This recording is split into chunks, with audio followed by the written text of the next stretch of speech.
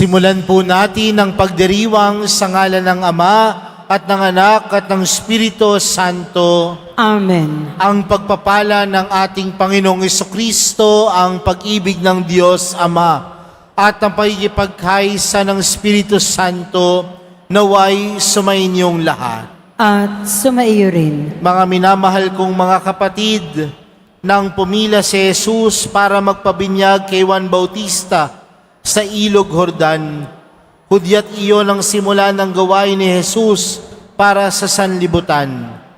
Inilalarawan din dito ang pakikisangkot ni Jesus sa buhay ng tao.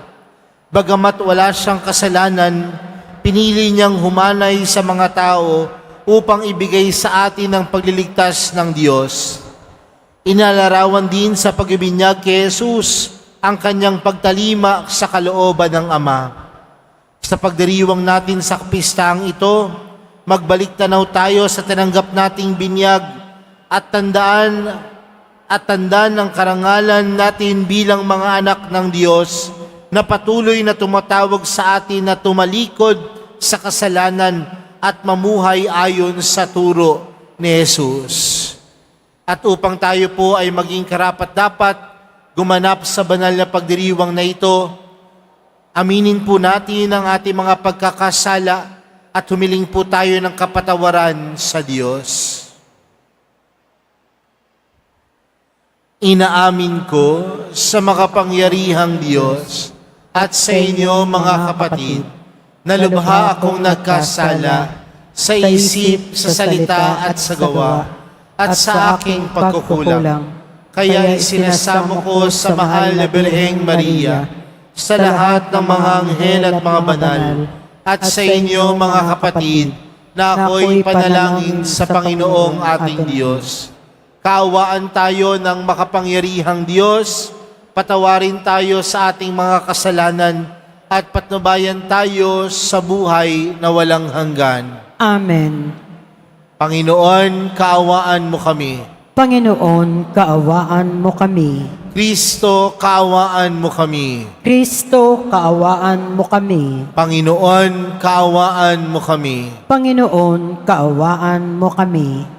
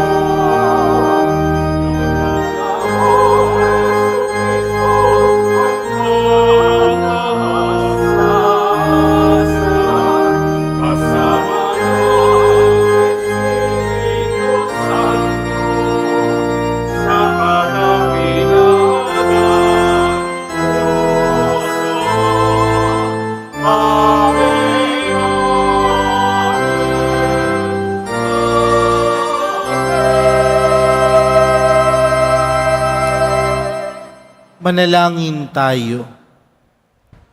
Ama naming makapangyarihan, noong binyaga ng Mesiyas sa Ilog Jordan, bumaba sa kanyang Espiritu Santo at sinabi mong ang iyong anak na minamahal ay lubos mong kinalulugdan. Kaming mga isinilang mo bilang mga anak sa tubig ng binyag at sa Espiritu Santo ay mamalagi nawang kalugod-lugod sa iyo sa pamamagitan ni Jesucristo ngayon at magpa sa walang hanggan. Amen. Magsiupo ang lahat. Pagbasa mula sa aklat ni Propeta Isaías. Aluin ninyo ang aking bayan, sabi ng Diyos. Aliwin ninyo sila. Inyong ibalita sa bayang Jerusalem na hinango ko na sila sa pagkaalipin, pagkat nagbayad na sila ng ibayo sa pagkakasalang ginawa sa akin. May tinig na sumisigaw, ipaghanda ang Panginoon ng daan sa ilang, isang patag at matuwid na lansangan para sa ating Diyos. Tambakan ang mga lambak, patagin ang mga burol at bundok, at pantayin ang mga baku-bakong daan. Mahayag ang kaniningan ng Panginoon at makikita ng lahat. Siya mismo ang nagsabi nito. At ikaw, O Jerusalem, mabuting balita ay iyong ihayag. Ikaw, Sion, umakyat ka sa tuntok ng bundok. Ikaw ay sumigaw, huwag kang masisindak. Sabihin sa Huda, narito ang inyong Diyos. Dumarating ang Panginoong makapangyarihan. Taglay ang gantimpala sa mga hinirang. At tulad ng apostol, yaong kawan niya ay kakalingain. Sa sariling bisig, yaong mga tupay kanyang titipunin. Sa kanyang kandungan ay pagyayamanin at papatnubayan ang tupang may supling. Ang salita ng Diyos. Salamat sa Diyos. Poon, pinupuri ikaw ng aking buhay na taglay. Poon, pinupuri ikaw ng aking buhay na taglay. Ikaw poon sa aking Diyos, kay dakila mong talaga. Ang taglay mong kasuotay, dakila rit marangal pa. Nababatbat ka, O Diyos, ng maningning na liwanag. Kalangit ay parang tolda, na kamay mo'y ay nagladlad. Poon, pinupuri ikaw ng aking buhay na taglay. Ang ginawa mong tahanan ay ang tubig sa itaas. Ang karo mong sinasakyan ay ang papawiring ulap. Sa pakpak ng mga hangin ay doon ka lumalakad. Tagahatid ng balita ay hangin ding sumisimoy at kidlat na matatalim ang aliping tumutulong. Poon, pinupuri ikaw ng aking buhay na taglay. Sa daigdig, ikaw poon, kay rami na iyong likha. Pagkat ikaw ay marunong, kaya ito ay nagawa.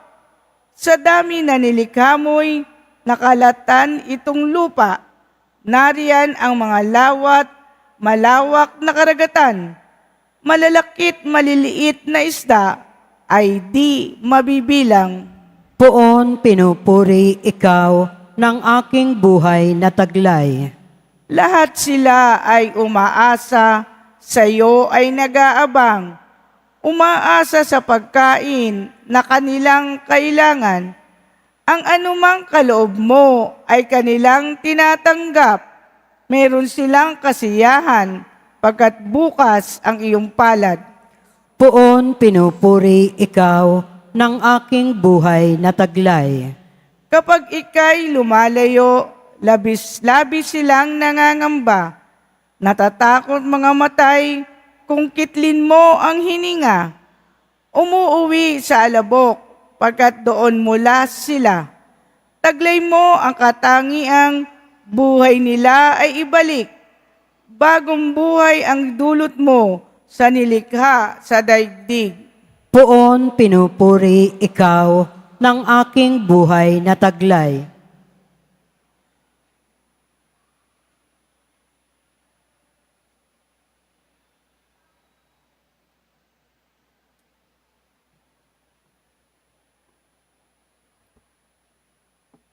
Pagbasa mula sa sulat ni Apostol San Pablo kay Tito. Pinakamamahal kong kapatid, inihayag ng Diyos ang kanyang kagandahang loob na nagdudulot ng kaligtasan sa lahat ng tao. Ito ang siyang umaakay sa atin upang talikdan ang likong pamumuhay at damdaming makalaman. Kaya't makapamumuhay tayo ngayon ng maayos, matuwid at karapat-dapat sa Diyos, samantalang hinihintay natin ang ating inaasahan, ang dakilang araw ng paghahayag sa ating dakilang Diyos at tagapagligtas na si Hesukristo sa gitna ng kanyang kaningningan. Ibinigay niya ang kanyang sarili upang iligtas tayo sa lahat ng kalikuan at linisin para maging kanyang bayan na nakatalagang gumawa ng mabuti. Ngunit nang mahayag ang kagandahang loob at pag-ibig ng Diyos na ating tagapagligtas, tayo'y iniligtas niya. Natamo natin ito hindi dahil sa ating mabubuting gawa, kundi sa kanyang habag sa atin. Naligtas tayo at ipinanganak na muli sa tubig at sa Espiritu Santo na siyang luminis at nagbigay ng bagong buhay sa atin. Sa pamamagitan ng ating tagapagligtas na si Hesukristo, ibinuhos sa atin ng Diyos ang Espiritu Santo upang tayo'y pabanalin ng kanyang pag-ibig at kamtan natin ang buhay na ating inaasahan. Ang salita ng Diyos. Salamat sa Diyos. Magsitayo po ang lahat.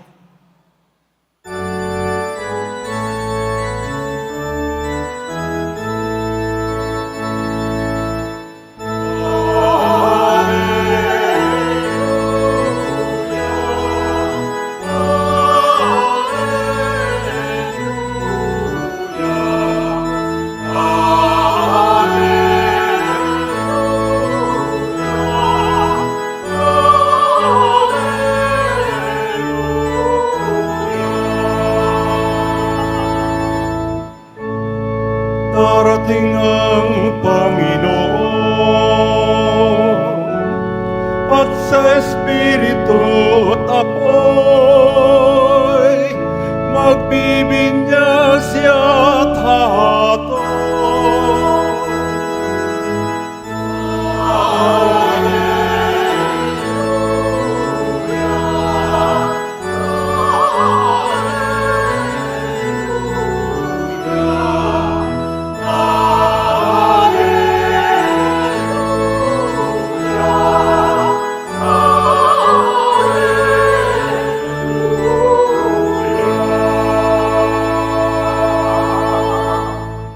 Sumainyo ang Panginoon. At sumaiyo rin. Ang mabuting balita ng Panginoon ayon kay San Lucas. Papuri sa iyo, Panginoon. Nang panahong iyon, naghahari sa mga tao ang pananabik sa pagdating ng Mesiyas at ang akala ng marami si Juan ang kanilang hinihintay. Kaya't sinabi ni Juan sa kanila, "Binibinyagan ko kayo sa tubig, ngunit ang darating na kasunod ko ang magbibinyag sa inyo sa Espiritu Santo at sa apoy. Siya'y makapangyarihan kaysa akin at hindi ako karapat-dapat magkalag ng tali ng kanyang panyapak." Nabinyagan na noon ang lahat ng tao, gayon din si Jesus. Nang siya'y nananalangin, nabuksan ang langit at bumaba sa kanyang Espiritu Santo sa anyong kalapati. At isang tinig mula sa langit ang nagsabi, "Ikaw ang minamahal kong anak, lubos kitang kinalulugdan." Mga kapatid, ang mabuting balita ng Panginoon. Pinupuri ka namin, Panginoong Heso Kristo. Magsiupo ang lahat. Magandang umaga po sa inyong lahat. Pwede bang batiin ang katabi ng magandang umaga? Mga kapatid, tayo pong lahat ngayon ay nagkakatipon bilang isang mag-anak ng Diyos sa pagdiriwang ng banal na Eucharistia. At sa araw na ito, tayo po ay nagdiriwang ng kapistahan ng pagbibinyag sa Panginoon. At ang kapistahan na ito ay nangangahulugan din sa kalendaryo ng simbahan na ito na po ang huling araw ng Kapaskuhan. Kaya hindi pa po huli ang lahat. Pwede pa nating batiin ang isa't isa ng maligayang Pasko. Batiin nyo nga ang isa't isa ng maligayang Pasko. Kaya sa mga kabataan na akala nyo pinagtaguan kayo ng mga ninong at ninang nyo noong December 25, pwede pa pong humabol hanggang mamaya, hanggang 11:59. Pwede pang mamasko. Pero mga kapatid, sa huling araw ng Kapaskuhan, ipinagdiriwang po natin ang pagbibinyag sa Panginoon. At tila para po sa atin, ito yung mga oras o mga araw na hindi na natin nabibigyan ng panahon, na hindi na natin nabibigyan ng importansya. Bakit? Dahil para sa ating mga Pilipino, napakaaga po ng pagdiriwang natin ng Kapaskuhan. September 1 pa lamang po, Pasko na sa atin. Kaya nga pagdating ng December 25 ng gabi, ano ang sasabihin natin? Tapos na ang Pasko. At marami sa atin marahil naligpit na yung Christmas decoration kasi natapos na nga ang Kapaskuhan. Pero mga kapatid, sa pagdiriwang ng kapistahan na ito, patuloy tayong pinapaalalahanan na ang Kapaskuhan ay hindi lamang nagpapatungkol sa kapanganakan ni Jesus. Bagkus ang Kapaskuhan ay nagpapatungkol din kung paano ipinapakilala ng Diyos Ama ang kanyang anak na si Jesus. Kung paano pinapakilala naman ni Jesus ang pagmamahal ng Diyos Ama sa sanlibutan. Kaya nga mga kapatid, kung tutuusin, hindi naman kailangan ni Jesus magpabinyag. Bakit? Dahil tandaan natin kapag tayo ay nagpapaminyag, ano po bang inaalis sa ating buhay? Di ba, kapag tayo ay binibinyagan, inaalis nito ang ating pagkakasala. Pero una po sa lahat mga kapatid, ang mahal na pong Jesus Nazareno ay walang bahid-dungis ng pagkakasala. Pero bakit niyakap ni Jesus ang binyag? Dahil niyakap ni Jesus ang pagkakasala ng bawat isa, ang pagkakasala natin. At nung siya ay bininyagan, kasama doon na nalinis ang pagkakasala ng sanlibutan. Kaya nga, di ba, nung bininyagan ng Panginoon, nagbukas ang kalangitan. Dahil dahil mga kapatid, sa pagkakasala ng mga tao nung unang panahon, nagsarado ang langit. Ngunit, nung nagpabinyag ang mahal na pong Jesus Nazareno, sa pagyakap niya ng ating pagkakasala, ang kalangitan ay naging para sa lahat. Ang kaharian ng Diyos ay naging para sa lahat. Kaya nga mga kapatid, magandang balikan din sa buhay pananampalataya natin na hindi lamang si Jesus ang nabinyagan. Bagkus tayong mga mananampalataya ay nabinyagan din. Tanungin nyo nga po yung katabi mo, nabinyagan ka na ba? Anong sagot? Oo, marahil. Tanungin nyo nga po, kailan? Meron po bang nakakaalala ng kanyang araw ng binyag? Meron naman siguro kahit 3, ano? Pero minsan yan yung isang bagay na hindi na natin inaalala. Pero siguro sa araw na ito, magandang balikan na nung tayo'y bininyagan, tayo ay may responsibilidad na tinanggap din mula sa Diyos. Una, tandaan natin nung tayo po ay bininyagan, meron tayong ipinangako sa Diyos. At ang pangako na ginawa natin nung tayo ay nabinyagan, na inilalaan natin ang ating buhay para sa Diyos. Pero marahil sang sasabihin ng ilan, Father, bata pa kami nun, baby pa kami nun. Pero tandaan po ninyo mga kapatid, halos taon-taon, tayo ay nanunumpa muli sa ating pangako nung tayo'y nabinyagan. Kaya nga magandang tanungin ng ating mga sarili, sa mga pangako ba natin na binibitawan sa Diyos, ilan po ba dito ang ating tinutupad? Sa pangangako natin sa Diyos sa tayo ay magpapakabuti, ilan po sa atin ang nagpapakabuti? Sa pangako natin sa Diyos, napipiliin natin ang tama sa ating mga buhay, ilan po sa atin ang pumipili ng tama sa ating buhay? Ang pagbibinyag sa atin ay pagpapanibago na tayo ay nangako sa Diyos na magpapakabuti. Ang pagbibinyag sa atin ay pagpapaalala sa atin na ang buhay natin ay dapat nakalaan para sa Diyos. Kaya nga mga kapatid, magandang tingnan ha, magandang tanungin sa ating mga sarili. Ilan sa mga pangako natin sa Diyos ang ating tinutupad? Ilan sa mga pinangako natin sa Diyos ang ating tinutupad araw-araw? Yun po yung una. Pangalawa, nung tayo ay bininyagahan, ang isang responsibilidad na ipinagkaloob sa atin ay ipakilala si Jesus. At paano po ba natin dapat maipakilala ang Panginoon? Sa pamamagitan lamang ba ng salita ng Diyos? Sa pamamagitan lamang ba ng pagpapahayag ng salita ng Diyos? O napakagandang pagpapakilala sa Panginoon ay kung paano tayo nagsasabuhay sa turo ni Jesus. Kung paano natin ipinapakilala si Jesus, ang pagmamahal ni Jesus sa iba sa pamamagitan ng ating pansariling buhay. Kaya nga magandang tingnan yung pang-araw-araw nating buhay. Kung sa pang-araw-araw po ba nating buhay na ipakikilala natin ng Panginoon sa iba?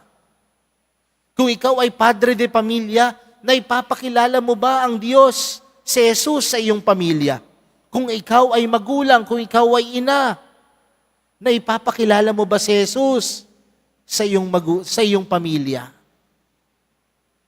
Alam niyo po mga kapatid, nung nakaraang Disyembre, habang ako po ay nagmimisa dito sa Quiapo, meron pong isang lalaki na pamilyar ang muka na nagsimba sa akin. Nung nakita ko po itong lalaki na ito, sabi ko, saan ko nga ba ito nakita? Tapos naalala ko nung ako po ay batang pari pa, lagi pala siyang nangungumpisal sa akin doon sa una kong parokya. At nung umalis po ako ng parokya na iyon at nalipat sa ibang parokya, sumusunod pa rin naman po siya. Pero aaminin ko po sa inyo, may mga pagkakataon na pinagtataguan ko po siya. Bakit? Dahil kapag nangungumpisal po siya, 1 oras. Napakahaba po eh. Sorry po Ito'y pag-amin lamang po, patawarin po ninyo ako. At nung nakita ko siya last December, sabi ko, ito siya, ito na naman siya. At nagulat na lamang ho ako, pagkatapos niya hong magsimba, the following day, nandoon na po siya sa eskwelahan, nag-aabang sa akin. Sabi ng mga staff namin, Father, may naghihintay po sa inyo dito. Sabi ko, wala ako nun sa eskwelahan, Kaya sabi ko doon sa mga tao namin doon, pakipicturan nga. Pinicturan nila. Pinadala sa akin yung picture. At nung nakita ko yung picture, siya nga. No? Kaya tinanong siya ng mga staff namin doon sa eskwelahan, sabi nila, ano bang kailangan niyo ho kay Father? Sabi ho nung lalaki, mangungumpisal lang po ako. Sa kanya lang po kasi ako nangungumpisal. 7 taon na po ako doon wala sa parokyang iyon. Ibig sabihin, 7 taon na din daw po siyang hindi nangungumpisal. Sabi ng mga staff namin sa kanya, galing ka naman sa simbahan ng Quiapo. Maraming pari doon. Maraming pwedeng duminig ng iyong kumpisal. At ang sabi po nung lalaki, kay Father, nakikita ko po si Jesus. Alam niyo po, hiyang-hiya ako sa sarili ko. Nagbiro pa nga ako sa sarili ko, sabi ko, mataba na pala si Jesus. Pero hiyang-hiya po ako sa sarili ko na iyon. Dahil tinatakbuhan ko siya, tinagtataguan ko siya. Pero sa pagkapari ko po pala, nakikita niya si Jesus. Mga kapatid, tayo pong lahat ay binyagan. At kung tayo pong lahat ay binyagang Kristiyano at Katoliko, nawa makita sa pamumuhay natin si Jesus.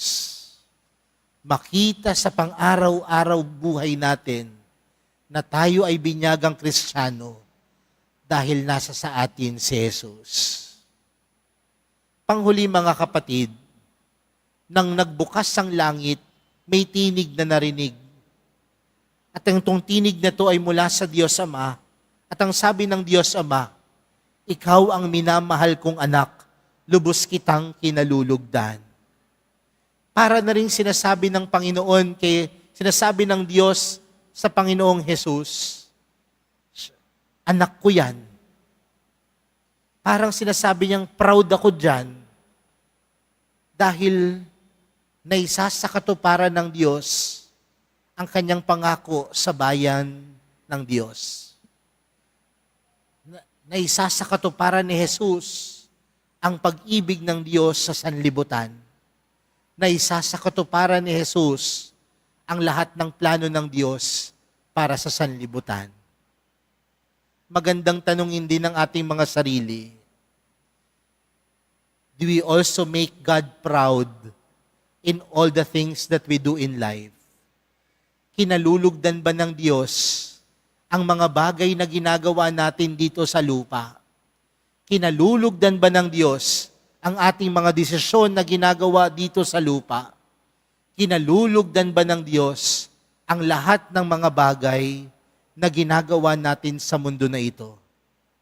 Dahil tandaan natin, kung tayo ay binyagan, lahat ng bagay na ginagawa natin ay dapat nagbibigay papuri sa Diyos. Kaya mga kapatid, sa araw na ito, sa kapistahan ng pagbibinyag sa Panginoon, tandaan din natin na tayong lahat ay bininyagan. At kung tayo ay bininyagan, may pangako tayo sa Diyos. At kung tayo ay may pangako sa Diyos, nangangahulugan na dapat na ipapakita natin ng Diyos sa ating buhay. At kung napaipapakita natin ng Diyos sa ating buhay, tunay tayong kinalulugdan ng Diyos sa lahat ng oras at pagkakataon. Mga kapatid, huling araw ng Pasko. Ngunit kung tutuusin, hindi naman talaga natatapos ang Pasko kung nasa puso natin ang mahal na pong Jesus Nazareno. Sa Ingles, tinatawag natin ito, the work of Christmas begins. Ang pagkilos at paggawa ng pagdiriwang ng Kapaskuhan ay nagsisimula ngayon. Hindi matatapos ang Pasko dahil nasa puso ang mahal na pong Jesus Nazareno. May pangako na ipapakita at tunay na tayo'y kalulugdan ng Diyos. Muli po mga kapatid, maligayang Pasko po sa inyong lahat. Amen.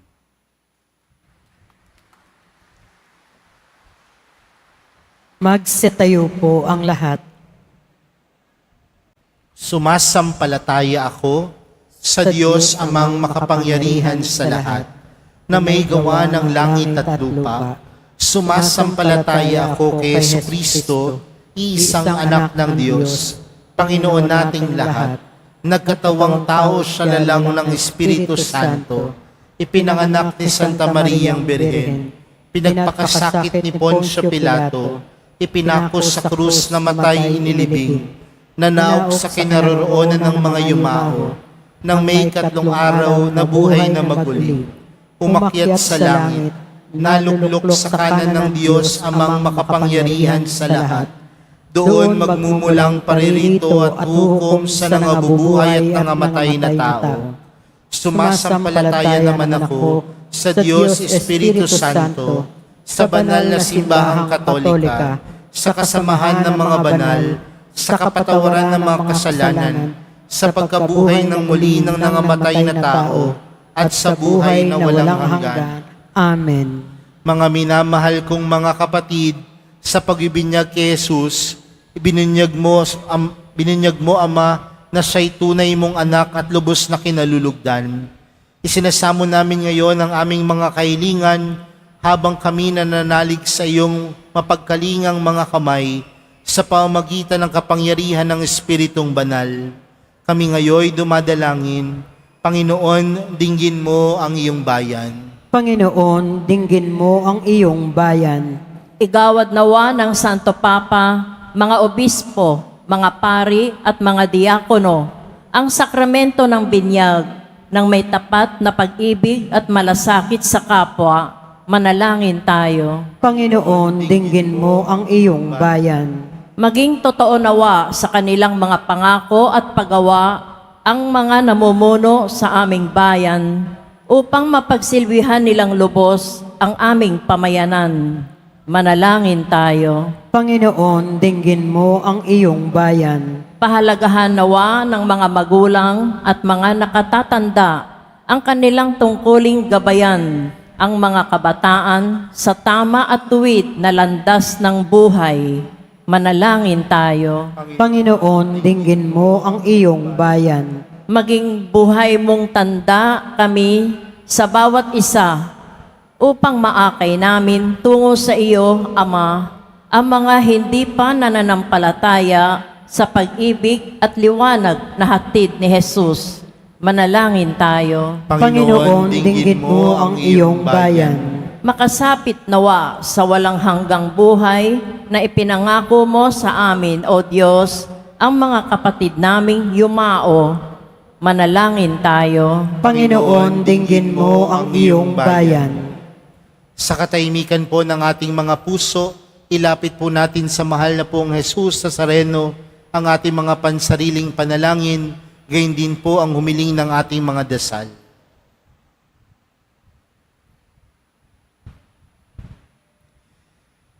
Dakilang Ama, ipagkaloob mong kami manatiling tapat sa iyong kalooban sa bisa ng aming pagbibinyag sa tubig at Espiritu. Hinihiling namin ito sa pamagitan ni Kristong aming Panginoon. Amen. Magsiupo ang lahat.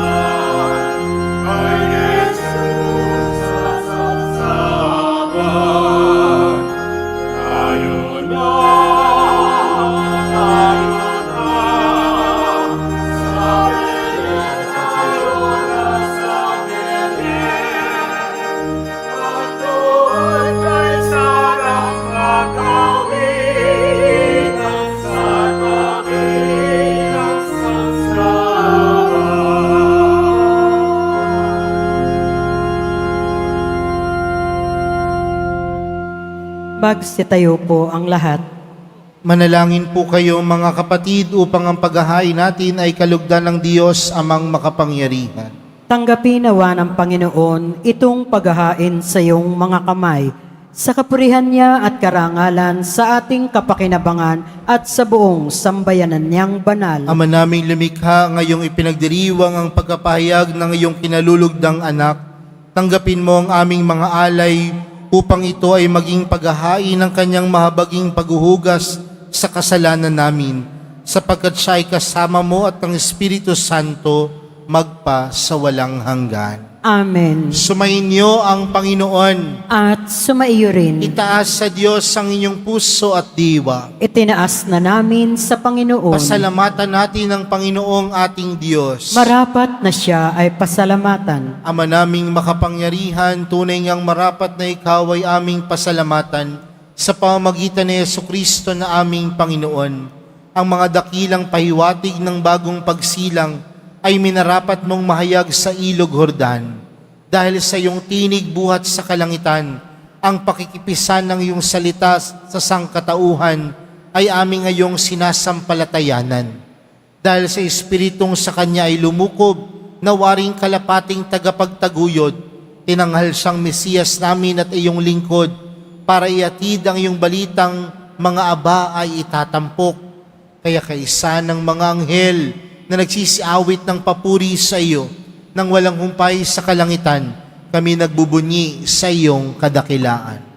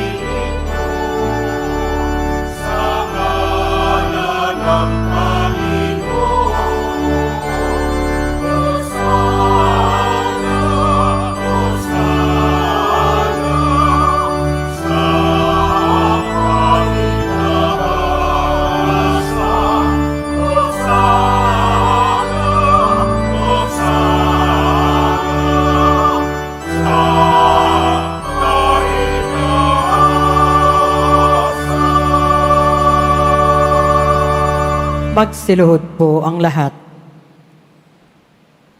Ama naming banal, ikaw ang bukal ng tanang kabanalan, kaya't sa pamagitan ng iyong Espiritu, gawin mong banal ang kaloob na ito upang para sa aming maging katawan at dugo ng aming Panginoong Hesukristo. Bago niya pinagtiis ang kusang loob na maging handog, hinawakan niya ang tinapay, pinasalamatan kanya, pinaghati-hati niya iyon, iniabot sa kanyang mga alagad at sinabi, tanggapin ninyong lahat ito at kanin. Ito ang aking katawan na ihahandog para sa inyo.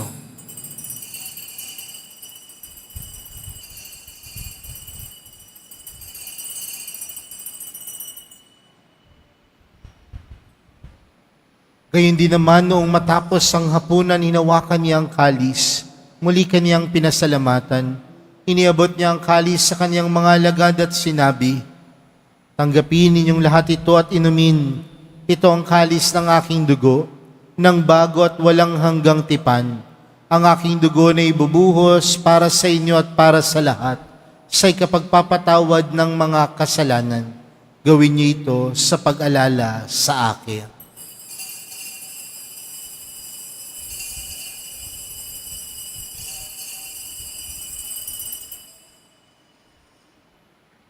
Magsitayo po ang lahat. Ipagbunyi natin ang misteryo ng pananampalataya. Si Kristo'y namatay, si Kristo'y nabuhay, si Kristo'y babalik sa wakas ng panahon. Ama, ginagawa namin ngayon ng pag-alala sa pagkamatay at muling pagkabuhay ng iyong anak, kaya't inaalay namin sa iyong tinapay na nagbibigay buhay at ang kalis na nagkakaloob ng kaligtasan. Kami nagpapasalamat dahil kami iyong minarapat na tumayo sa harap mo para maglingkod sa iyo. Isinasamo namin kaming magsasalo-salo sa katawan at dugo ni Kristo ay mabuklod sa pagkakaisa sa pamamagitan ng Espiritu Santo. Ama, lingapin mo ang iyong simbahang laganap sa buong daigdig. Puspusin mo kami sa pag-ibig kay San Francisco na aming Papa at ni Jose na aming Obispo at ng Tanang Kaparian. Alalahanin mo rin ang mga kapatid naming nahimlay nang may pag-asang sila'y muling mabubuhay, gayon din ang lahat ng mga pumanaw. Kaawaan mo sila at patuloyin sa iyong kaliwanagan. Kaawaan mo at pagindapatin kaming lahat na makasalo sa iyong buhay na walang wakas. Kaysa ng mahal na Birheng Maria, na ina ng Diyos, ng kabiyak ng puso niyang si San Jose, kaysa ng mga apostol at ng lahat ng mga banal na namuhay dito sa daigdig ng kalugod-lugod sa iyo, may pagdiwang nawa namin ng pagpupuri sa ikararangal mo sa pamagitan ng iyong anak na aming Panginoong Hesukristo. Sa pamagitan ni Kristo, kasama niya at sa Kanya, ang lahat ng parangal at papuri ay sa iyo, Diyos amang makapangyarihan, kasama ng Espiritu Santo, magpa sa walang hanggan.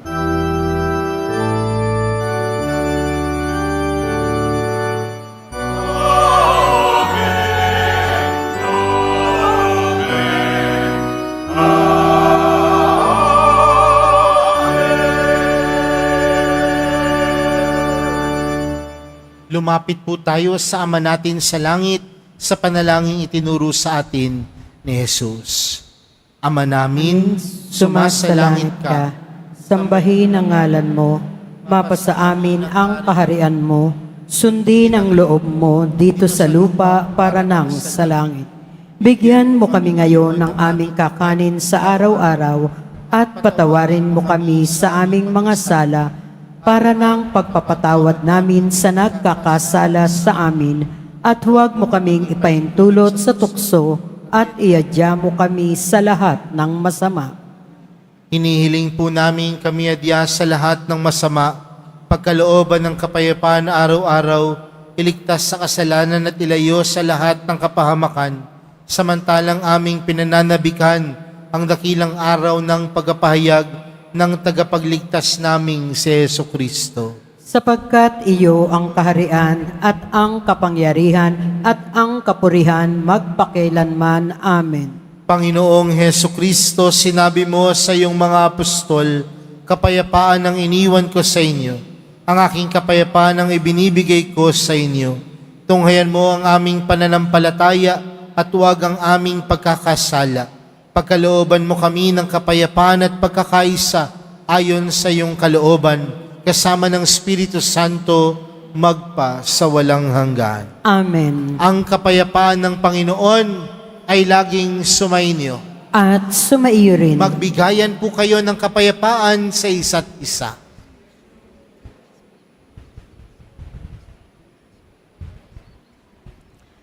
Kordero ng Diyos na nag-aalis na mga kasalanan ng sanlibutan, maawa ka sa amin. Kordero ng Diyos na nag-aalis na mga kasalanan ng sanlibutan, maawa ka sa amin. Kordero ng Diyos na nag-aalis na mga kasalanan ng sanlibutan, ipagkaloob mo sa amin ang kapayapaan. Magsiluhod po ang lahat.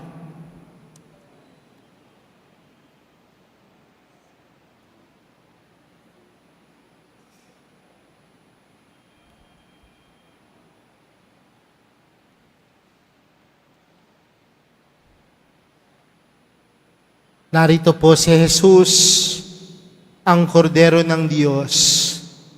Siyang nag-aalis ng kasalanan ng sanlibutan. Mapalad ang mga inaanyayahan sa kaniyang pigi. Panginoon, hindi ako karapat-dapat na magpatuloy sa iyo, ngunit sa isang salita mo lamang ay gagaling na ako.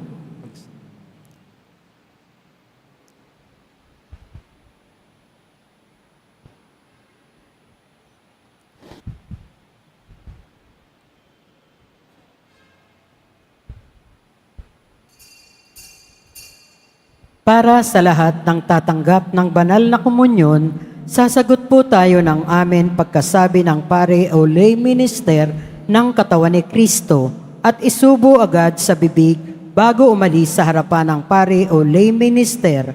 Sumunod po tayo.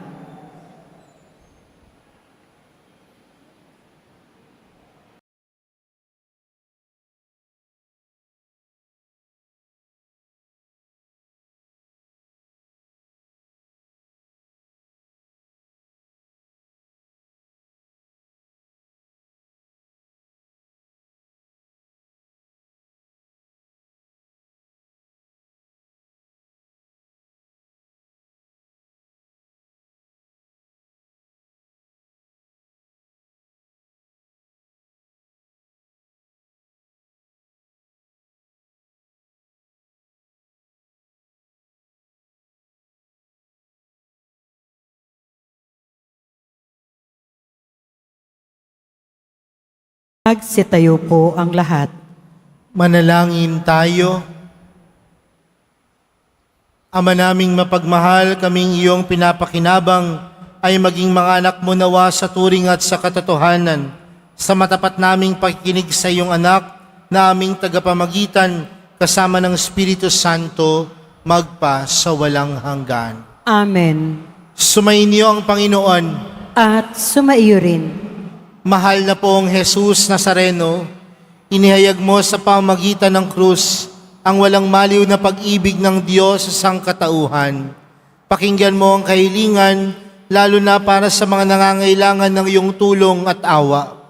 Makamtanawa namin ang iyong kasagutan na may utang na loob na tinatanaw.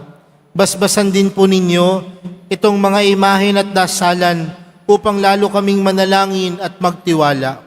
Sa pamamagitan ng bendisyon na ito, naway lalo kaming maging mapaglingkod, masunuri na tapat sa iyo na aming malwalhating Panginoon, magpa sa walang hanggan. Amen. At pagpalain po kayong lahat ng mga pangyarihan at mauwaing Diyos, Ama, Anak, at ng Espiritu Santo. Amen. Humayo kayong taglayang kapayapaan ng poong Jesus Nazareno. Salamat sa Diyos.